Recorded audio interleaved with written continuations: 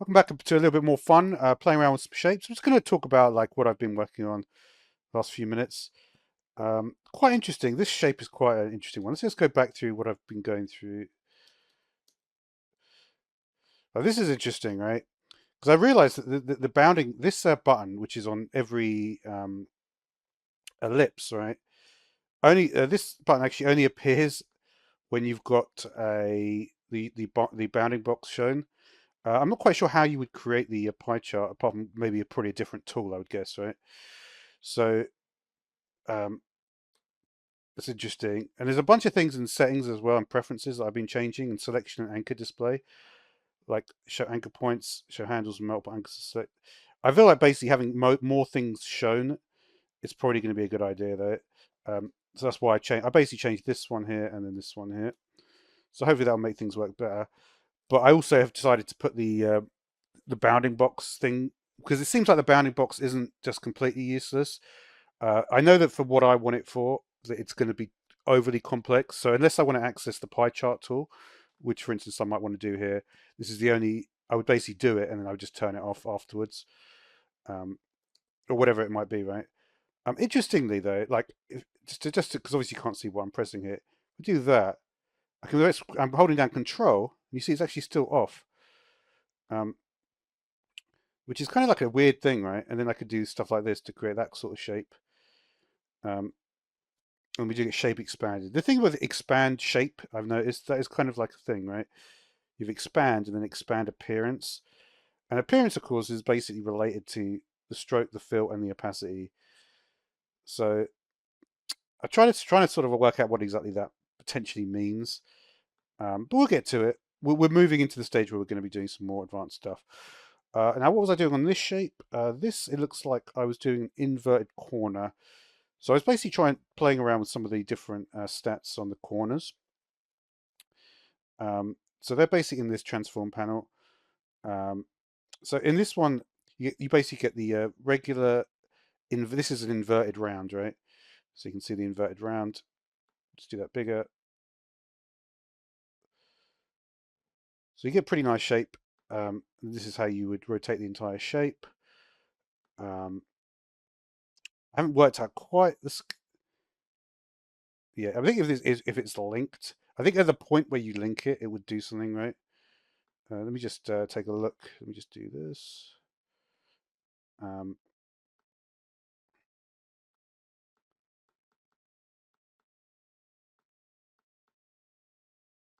right. So you could basically do up to the limit of what this one is. So it should basically go to zero. It should be, so when this hits zero, the other one will still be, yeah, basically.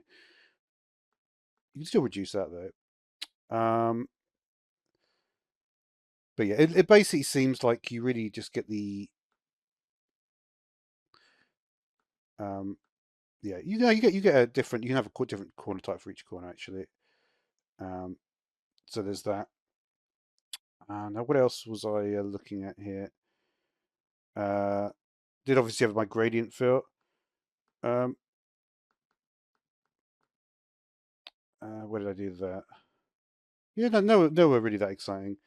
Um, I think I may have missed this one, which is where you can just change the gradient like that, and then you've got the rotation. I think this is on. Is it? Do you have a gradient rotation on this? Is that button a rotation? Oh yeah, I've not seen this feature actually. So you can sort of drag it along there. Wait a minute. If I put it,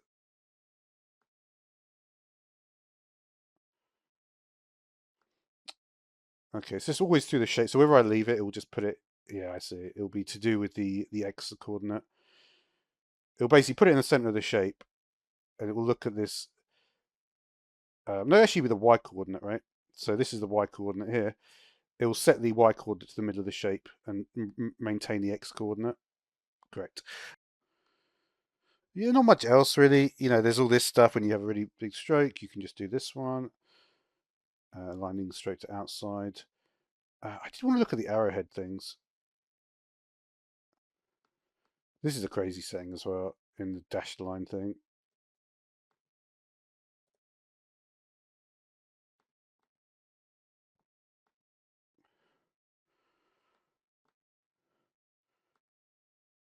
How do we get the arrowheads?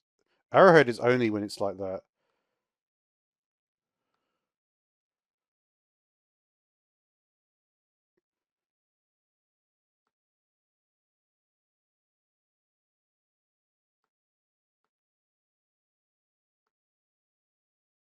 Hmm.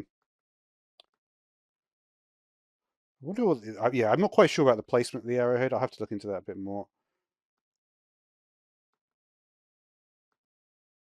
What's up with that? It looks like it's centering around a point. That yeah, there are certain other things as well regarding centering around the point. Yeah, like we think of how we reshape it. When you press E, obviously we can do the free transform. Because that's the thing, right? When you have the box, like when you have the bounding box, you can basically just select it and then you can just do this to reshape, right? Which is kind of easy. But at the same time, it's like there's not really much advantage to doing that. You could just do that, and then you could also got rotation on the thing as well. Um, we could even do that one as well.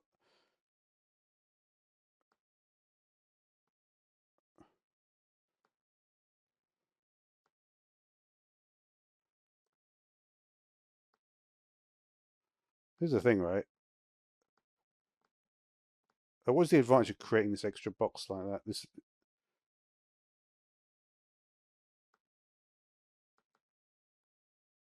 if we double click it, interesting. Hmm. Let's do some random combinations. I want to just try this.